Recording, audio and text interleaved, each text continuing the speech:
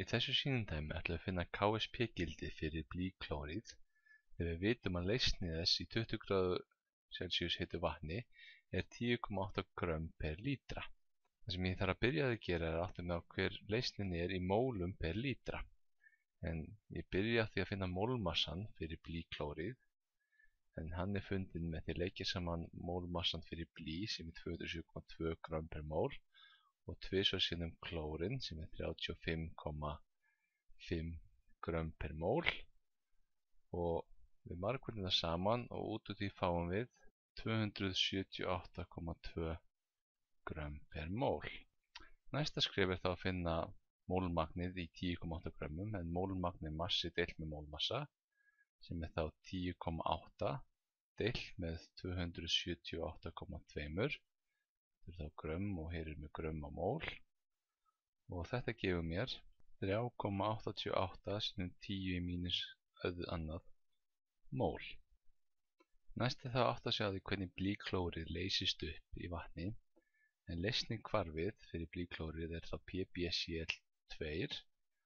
sem verður að Pb2+ pluss 2Cl-. Nú, ef að þetta er þá magnið sem að leysist upp í 1 lítra, þá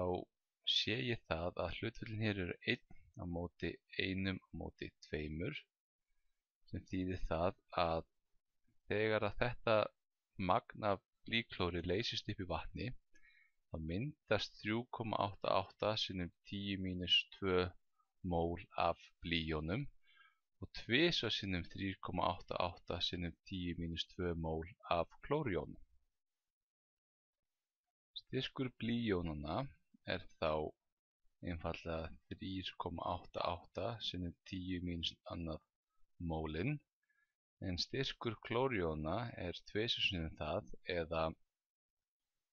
7,76 sinnum 10 mínus annan mól. Nú, leysni margfeldisjafnan er þá rituð þannig að KSP er þá styrkurinn af blýjónunum sinnum styrkurinn af klórjónunum í öðru veldi, og KSP-gildið er þá einfaldlega 3,88 sinnum 10 mínus annað sinnum 7,76 sinnum 10 mínus annað í öðru veldi, en þetta gefur mér 2,34 sinnum 10 í mínus fjórða veldi.